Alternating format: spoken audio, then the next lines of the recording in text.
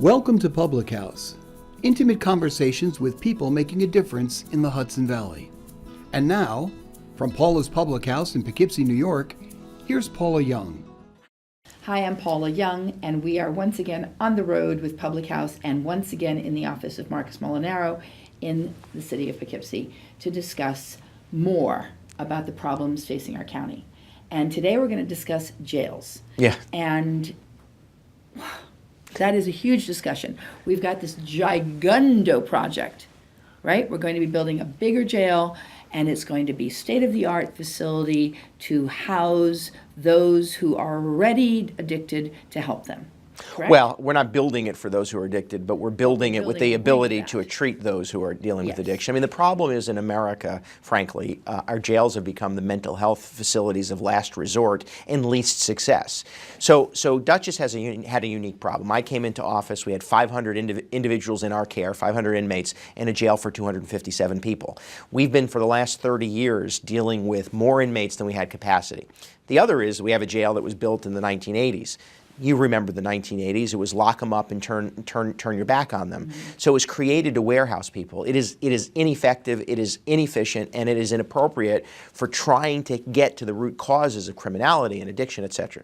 We were also spending about $8.5 million a year to house those extra people, those 250 people, in other jails in other parts of the state. We were driving people back and forth, and so the unions were doing very well with their double time getting their... Well, it's still, I mean, at the end of the day, the entire system was becoming paralyzed. So you were stuck in the system longer, you weren't getting the treatment, you didn't have access to legal representation. It was an abomination. Quite frankly, in my estimation, a violation of our responsibility to both the individuals and the community.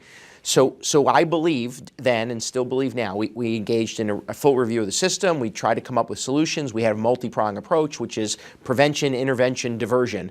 Okay. We talked a little bit in a previous episode about some of the prevention that we're engaged in and some of the intervention steps we're taking. Right. For us, the jail is a diversion tool. It is once we have you, I mean, in essence, if you are assigned to jail, we want to be most effective in keeping you from returning to jail. Okay. And we can't do that with our current facility. We have a lot of people in jail. Some people probably should not be in jail.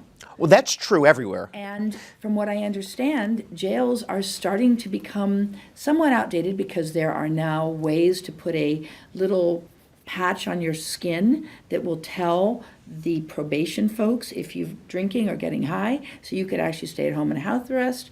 And I'm understanding that jails are becoming somewhat out of popularity.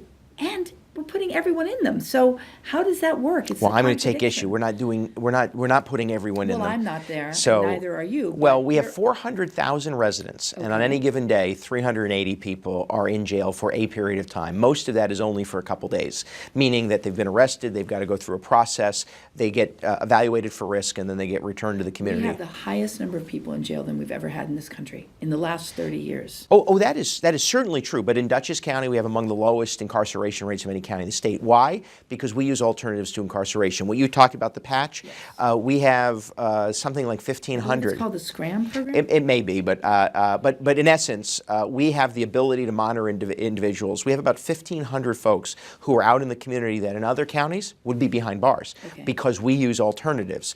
So what we also do, though, is, and we did this, we expanded the public defender's office, first county in the state, to put a public defender at every courtroom in every municipality at the time of arraignment. Why?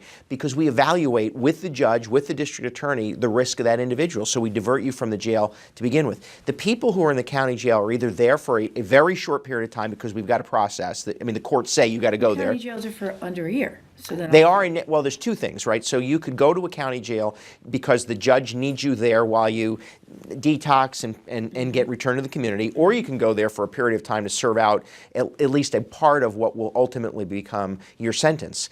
And yes, you can only be there for 11 months and 30 days.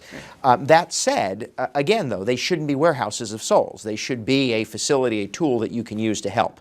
And so we can't do the addiction programming. We can't do job assistance. We can't do workforce training. We can't do interventions in our current jail because it wasn't built for that. And the current jail, I've heard lots of things about this, but the new jail that we're building is costing a fortune. Well, it's costing what it costs. Is it 250 million? No, that is horribly inaccurate. Okay, so tell me what Well, there are that's those who what I heard. no. So the entire project, including a $35 million sheriff's office, which we just completed on time and under budget, is $192 million. So here So we're 58 million less than I said. Yes, but we're also $4 million less per year operationally. Why? Because when we started this project, we were spending $8.5 million transferring people to other counties. When you add that to the annual operating of the current jail, the new facility, even with the debt service to build out the new facility, is still $4 million less per year than we were spending. Why? Because the current jail under state mandate, now understand, counties have to have a jail under state law, period. Our current jail has a 1.2 inmate to 1 correction officer ratio, least efficient in the state. Why? Because it was built at a time where you didn't have to worry about the care of the individuals. So the new jail facility will be 3 inmates to 1 correction officer, which allows us to shrink the size of the workforce, saving millions of dollars annually, allowing us to invest those dollars in tax relief and programs to assist the individual. So at the end of the day, what we're building is more humane, it's a better structure, it's more efficient, and it's less expensive, even with the cost of the debt service. That's why we did it. And so how many inmates will that house? And I'm talking about the incarceration piece, and then how many inmates will it house in the rehabilitation piece? So New York State wants us to build for 600 individuals. We are building for under 500 individuals. Currently we have about 380. We expect to hover at about 400 in our care out of 400,000 residents. You don't want to build so small that the next day we're expanding, which by the way is what happened 30 years ago. So for us, we're just under 500. 72 of those beds are strictly mental and physical health. So of the 490, 72 of them are straight out mental health and physical health beds, and 100 of that 490 can be converted to mental health and other services as are needed. So our goal is to create a structure that allows us to shrink as necessary and convert to really address So need. your corrections officers are going to be retrained, or are you going to hire a brand new layer of folks who are basically mental health workers? It's both. It's both. So through attrition, we'll shrink the size of the workforce from 230 corrections officers to under 200 corrections officers, or at least in that neighborhood, about 200 corrections officers. They're all trained in crisis intervention and mental health first aid. So as we bring new people in, they go through that programming, so they have some of that. And at the same time, we expand the commitment that we make through our retraining efforts. Recovery coaches, mental health providers through contract or in the jail. Lexington Services, that's what I was trying to, Lexington Recovery. We're infusing now new personnel in a transition center. And people laugh at me, and I'm willing to take the joke, right? It's a transition center, and they scoff and say, oh, you're just trying to keep us from calling it a jail. No. 90% of these individuals will return to the community within 11 months. Right. It is a transition. We get you from your worst point in life, committed crime, a judge sentences you or forces you to be in a jail system. Mm-hmm. We want to transition you back into the community so you don't re-enter the jail. County-led, county-controlled halfway house. That's basically is all that is. True. But why does New York State, and if they want you to have this larger number that you're not taking, is it because they want to bring people from other counties to you? No, well, it's two things. I mean, first, the state of New York conveniently closes its prisons when it doesn't wish to. It doesn't wish to maintain them, but forces counties to expand. So what ends up happening, because they're not treated, well, it only makes sense in that they don't want to own the problem. Exactly. I mean, New York State created a mental health crisis by closing facilities and not coming up with alternatives. Mental health facilities, correct. Right. All over but those individuals commit crimes, not all of them. So certain individuals who commit crimes with severe mental illness end up in the jail system. The state doesn't come up. What percentage is that, though? Because now I can just hear the outcry that mental health doesn't mean you're a criminal. That is true. I say it. Right. Having a mental illness doesn't mean you're a criminal, but you are likely in the criminal justice system because you acted criminally because of a mental health concern. So 60 to 70% of the people in jails across America are dealing with some individual or co-occurring mental illness. So we have two options in this society at the moment, right? It is we can simply ignore it or use the tools we have to try to address it. My concern is I don't want to warehouse people. There are counties across the state and across America who are merely putting people behind bars and that's it. I want a facility that gets us to the core or the root causes of the problems that have resulted in criminality. Because you have a mental illness, if you commit a crime, you still have committed the crime and have to go through a criminal justice that's system. the law enforcement aspect. But there's another aspect, which is the laws themselves. Someone drives drunk, loses their license, can never drive again, supposedly, will never drive again because they're going to be a good boy or girl, but you throw them in jail for 60 days. Now, That's not...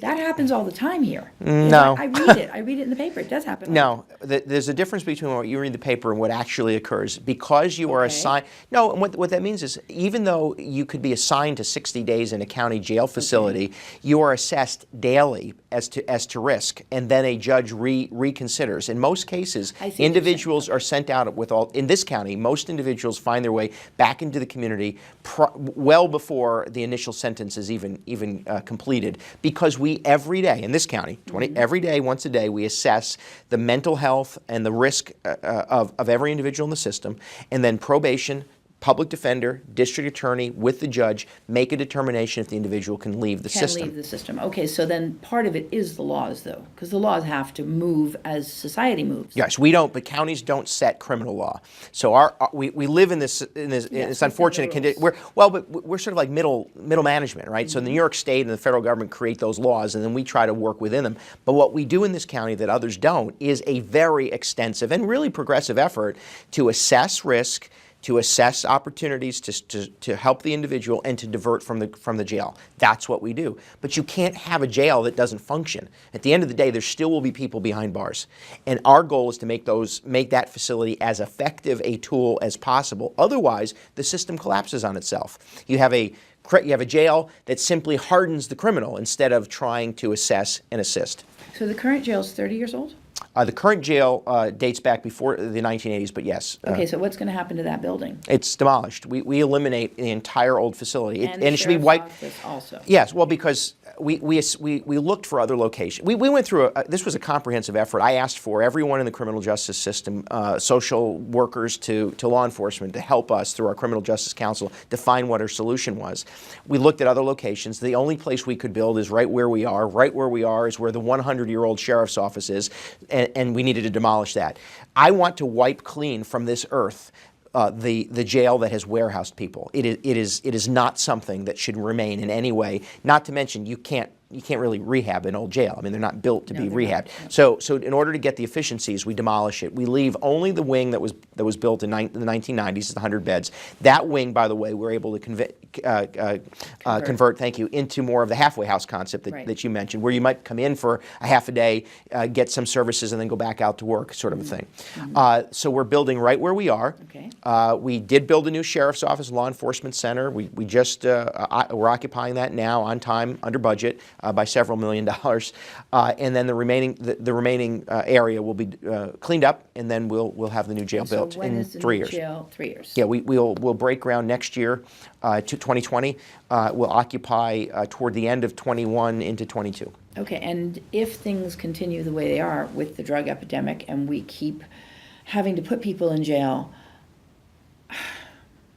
is it going to end?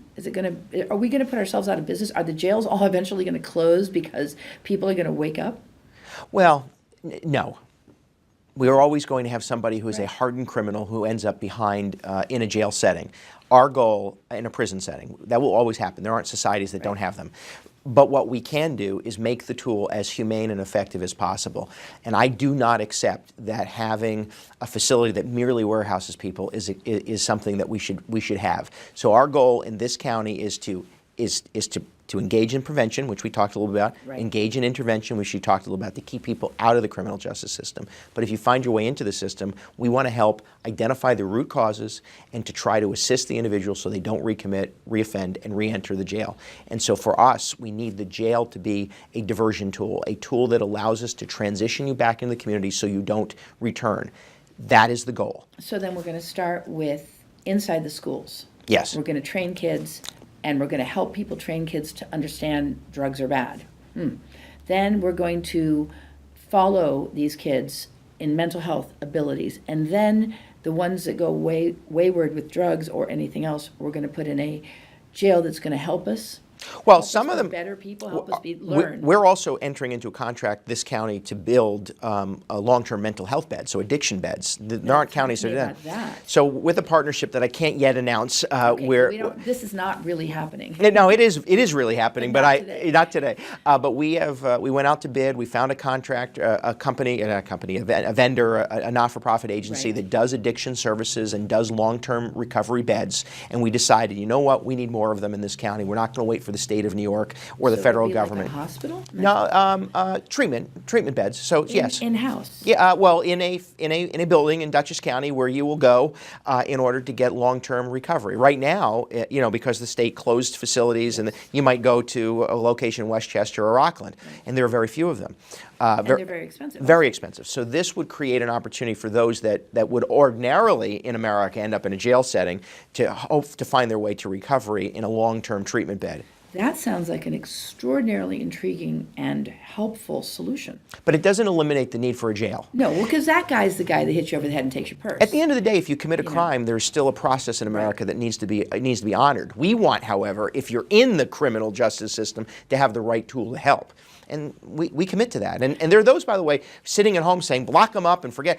At the end of the day, these are our friends and neighbors who, for whatever reason, ended up in the system. Our goal is not to have them live out their lives in the system, but to help them get back into the community and recover. In our last interview, that jails were porous to drugs and so were schools. So is this going to be a porous jail, or are we going to be able to close those mouse holes? Oh, we're trying. I mean, we are trying, but human nature is human nature. Where there's a will, there ultimately is a way. But our goal is to create an entire system from prevention to transition back into the community that helps the individual, keeping them from recommitting, reoffending, and finding their way. We want every individual to be as honest and decent and care and loving as they can be. We have most of that. I mean, Dutchess County is a fairly honest, honorable, non-criminal place to live. Our kids are safe, except for drugs, it seems.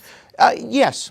I mean, there's still criminality. Well, I mean, there's take you domestic over there and violence, take and there's. your I mean, there's. purse, Listen, yeah. there are a lot of really evil things that go on, and there are a lot of evil things that people do. Absolutely. We just want the system to be as effective as possible, which again is why we're investing in prevention, intervention, diversion services. But the one thing that doesn't work in our system at all is our current jail facility. But our hardened criminals aren't going to our jails because it's only 11 months and 30 They days. start there. They start there. In every society, in every community in New York State, they start there. It's an acknowledgement of your constitutional right. You don't go to prison.